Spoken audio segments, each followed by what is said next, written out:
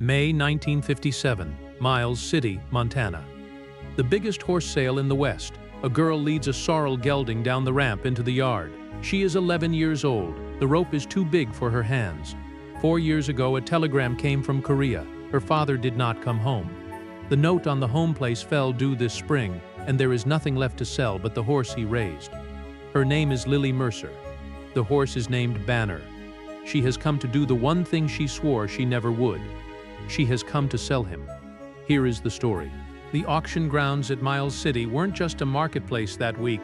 They were a kind of crossroads where half the territory's hard luck and hard cash collided at once. Buyers rolled in from Wyoming, the Dakotas, even Idaho. Ranch hands stood shoulder to shoulder with Army procurement men and slick-talking traders who carried their fortunes folded into shirt pockets. Pen after pen stretched out under the spring sky, and over all of it hung that particular smell only a stockyard makes. Dust kicked up by hooves, sweat, leather, and the metallic tang of money changing hands fast. Lily had arrived before the sun cleared the ridge, riding in the bed of a neighbor's truck with Banner tied behind. In the gray hour before light, she worked a brush over his coat in the wash rack until it caught the first rays and threw them back like a struck match.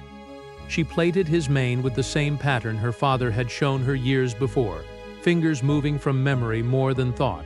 If this was the day she had to give him up, she decided he would not walk into that ring looking like anything less than what he was. That much at least remained hers to give him.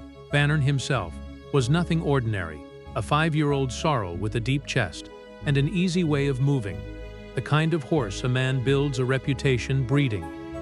Lily's father had handled the mating that produced him, had stood in the barn the night he was foaled, had been the first hand to slip a halter over those ears, and the first voice to speak his name into the dark. Then the war in Korea took him, the way it took so many young men from small towns that could not spare them, and a sergeant walked up the lane one afternoon, carrying a flag folded into a tight triangle. The colt grew into a horse under the care of a girl who had nothing else solid left to hold. To Lily, Banner was never simply livestock. He was the final thing her father's hands had shaped while he was still breathing. Proof, in horseflesh, that the man had once stood in that barn and built something that would outlast him. Her mother stayed home that morning. She could not bring herself to watch. It had been her decision in the end to sign the consignment papers because the bank that held the note on their land did not deal in horses. It dealt strictly in dollars, and the only dollars the family had left stood on 4 legs, waiting their turn in pen number 19. The paperwork ran through a neighbor's name, the way these arrangements often did when a widow needed a man's signature to move things along quietly. He'd hauled the trailer up before dawn and was down at the sale office handling the consignment now, leaving Lily exactly one request granted by her mother. She would be the one to walk Banner into that ring. Nobody else would do it for her. That single thing she would not surrender. She knew the amount owed on the place down to the dollar. She'd overheard her mother speaking it aloud to no one, late one night at the kitchen table, believing her daughter asleep. To the well-dressed men strolling the pens that morning, it wasn't a staggering sum. But it was larger than every dollar the Mercer family had between them, and that made it enormous. Her father used to tell her the ranch would hold together if they simply outlasted the hard seasons. He never could have guessed how many hard seasons were still coming, or that he wouldn't live to see any of them through with her. A person can survive losing plenty in this life, money, acreage, even the people closest to them, and still keep walking. What truly breaks something inside a person is standing in a sale ring on a spring morning, knowing the only way to save your family's home is to hand over the last living piece of your father that you have left. The sale ring sat under a roof, its floor packed sawdust over raw planking, with tiered wooden benches climbing up 3 sides like a crude amphitheater. Above it all, the auctioneer worked from a raised box, his voice rolling out over a microphone in a current that never seemed to pause for breath. Horses entered through one gate, circled once through the dust, and exited through another, sold every time, before most spectators had time to blink twice. Lily stood near the entrance gate, Banner's lead rope gripped in both small hands, surrounded by grown men who talked loudly over her head as though she weren't there. Their eyes were on the horse, never on the girl holding him. One buyer. A heavy-set man in an expensive hat ran his thumb along Banner's shoulder, pried his jaw open to check his teeth, and scratched a figure into a small notebook. "Killer Price, probably," he muttered to the trader beside him, not unkindly, simply stating a fact the way a man states the weather. "Decent using horse, sure, but there's 100 better head here today. Canners are running 6 cents a pound. Won't fetch more than that for a kid's pony." Lily didn't understand every word in that sentence, but she understood the two that mattered. Killer Price. She knew exactly what that meant, what the canneries did with horses bought at that rate. She said nothing. Her face stayed still, because her father had once told her, long before Korea, long before any of this, that you never let people see what something is costing you. You hold the line on your own face, no matter what's happening underneath it. If you're watching this and you've got a state you're tuning in from, drop it in the comments. I want to know how far a story like this one travels. Off to the side, leaning against the top rail of the fence, stood a big man taking in the whole scene. He wasn't there for sentiment. He'd come north to Montana, scouting horses for an upcoming cavalry picture, 40 mounts that needed to match in color and build, hold steady under blank cartridge fire, and not flinch at chaos. He'd spent a lifetime around horses and around the men who traded them, and he could read both about as well as anyone alive. Hat tipped back, forearms resting on the rail, he watched the stock parade through, pen after pen, sale after sale. What caught his attention about the girl wasn't anything dramatic. It was stillness. Everyone and everything else in that yard was in motion. Shouting, bidding, jostling, trading. She simply stood beside her horse and waited. And when the animal lowered his head against her shoulder, she didn't push him away. There's a particular way a child holds her body when she's already absorbed more loss than any child should have to carry. He'd seen that posture before on movie lots, in train depots, and once, a long time back, staring at himself in a mirror, shoulders locked square, chin lifted just slightly, eyes drifting somewhere far past the immediate scene and staying there. It wasn't toughness exactly. It was whatever a person builds in the hollow space left behind once the original strength has been spent. He'd watched plenty of horses get auctioned off in his life. He had never once gotten comfortable watching the particular look on a person's face while they sold off the thing they loved most. He caught the heavy-set buyer prying open Banner's mouth. He heard the phrase, "Killer Price," drift across the open yard. He saw the girl's expression lock into place, refusing to crack, and he recognized that maneuver instantly. The trick of standing rigid as stone so nobody can read what's tearing through you underneath. Because he had used that exact trick himself more times than he cared to count. He turned to the local rancher standing near him and asked who the girl was. "Mercer girl," the man told him. "Lost her father in Korea. Her mother's about to lose the home place to the bank. This horse is the last thing of value the family's got." The rancher shook his head. "Hard year for it. But it's been a hard year all around out here." He knew exactly how hard the year had been. He'd driven 1,000 miles through the evidence of it to get here. Small towns hollowing out, young men shipping off to cities for work, or shipping off to Korea and never coming back at all. Old ranchers liquidating the best horse on the place to satisfy a bank that had never once laid a hand on livestock in its existence. He had spent years portraying men who lived exactly this kind of life on land exactly like this, and audiences had packed theaters to watch it. But he had never made peace with watching that same land swallow up the real people living on it. He didn't say anything more. He studied the girl a while longer, then shifted his gaze to study the horse. Then he reached into his jacket for the numbered paddle every registered buyer carried, the same paddle he'd intended to use bidding on 40 cavalry horses, and turned it over once between his fingers, thinking. The gate swung open. Pen 19. Lily walked Banner into the ring. Overhead lights threw a hard glare across the sawdust.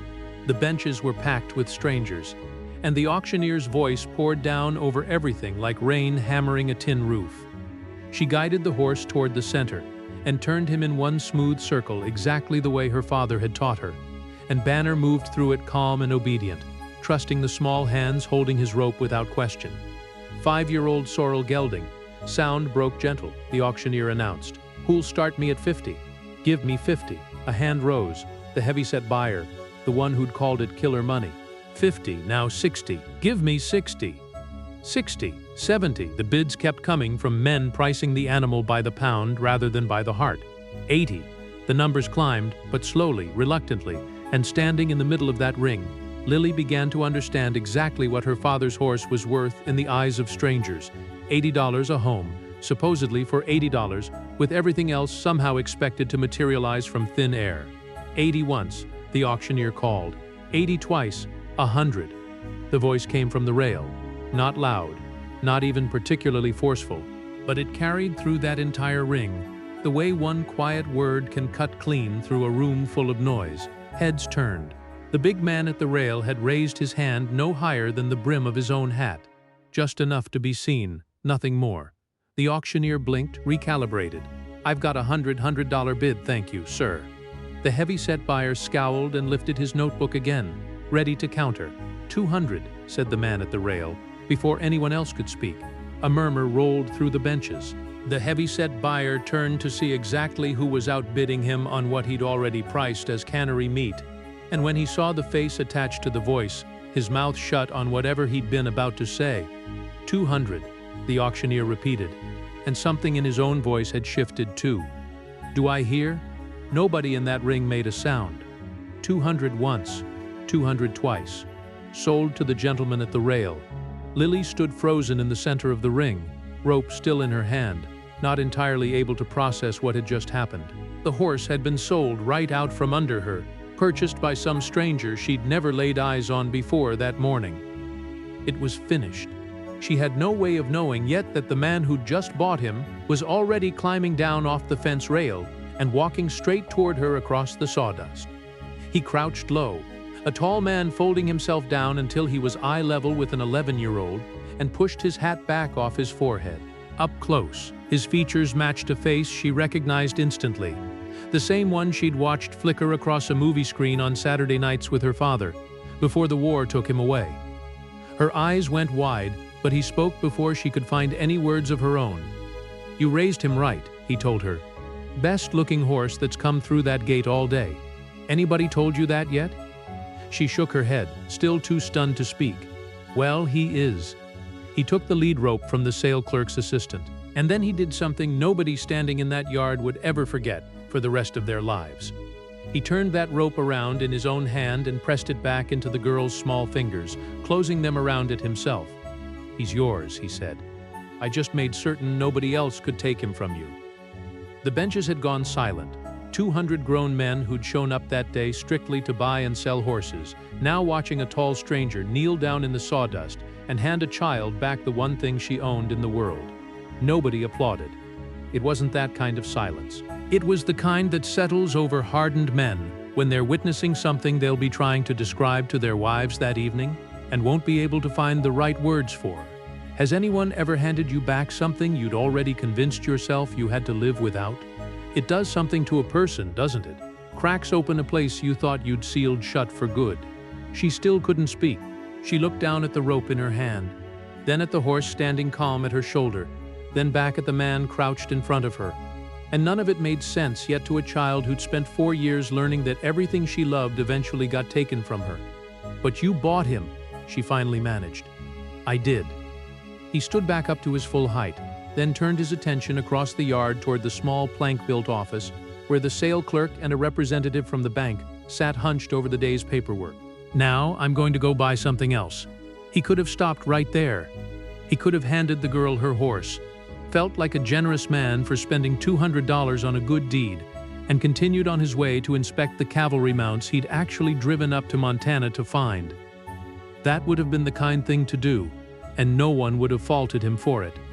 Instead, he walked toward the plank office and asked the clerk a single quiet question.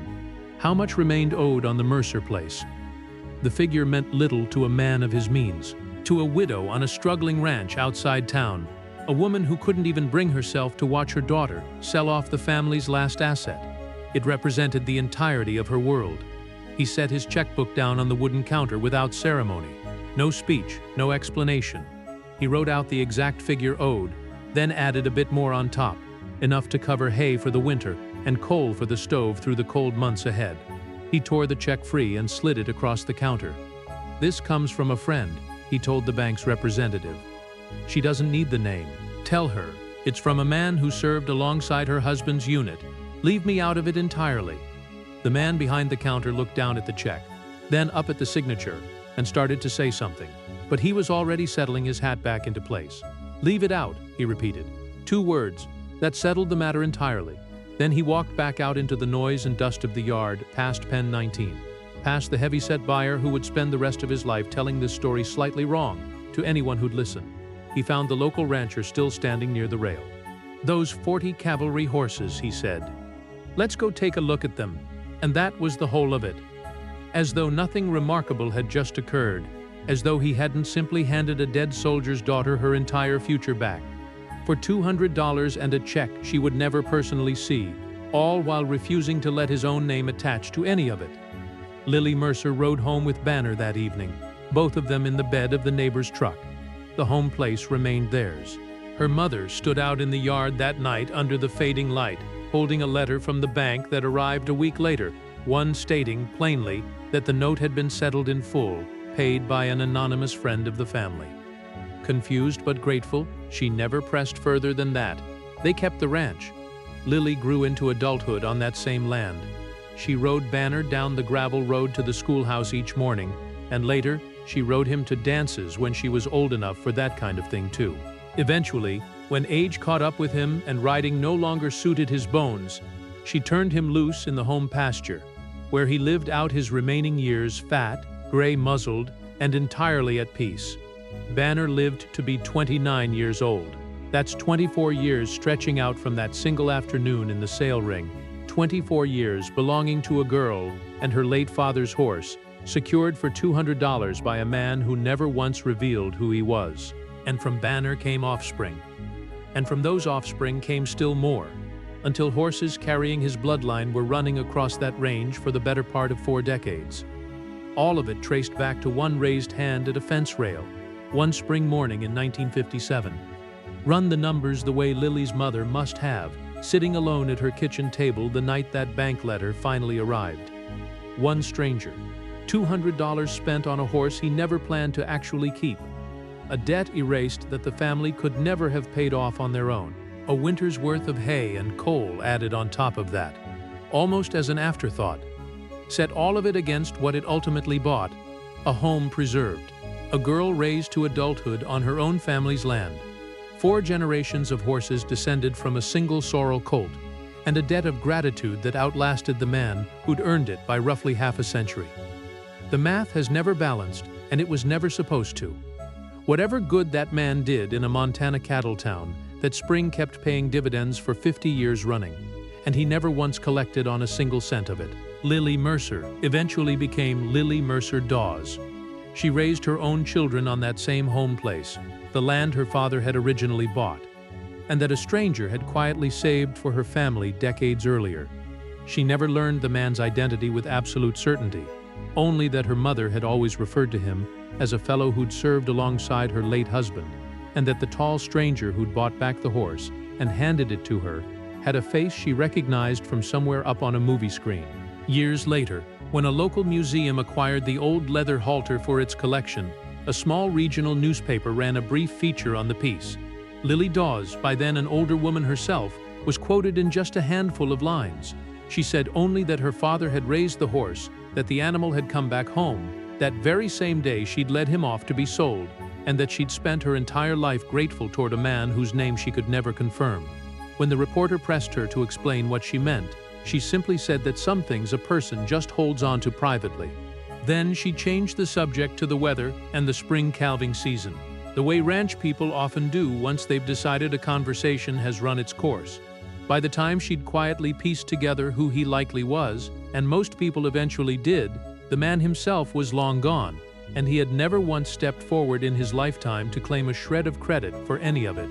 Today, inside the Range Riders Museum in Miles City, there's a worn leather halter resting behind glass. The small placard beside it identifies it simply as belonging to a ranch horse named Banner, a local animal, well loved. The placard doesn't mention the rest of it. It doesn't say the halter was first buckled onto a colt by a man who would later die in Korea, or that the colt was led into a sale ring years afterward by his 11-year-old daughter, Or that a stranger leaning on a rail raised his hand to buy a horse he never intended to keep, only to kneel down moments later and hand it straight back, then quietly settle the family's entire financial future on top of that, asking for nothing in return except total anonymity.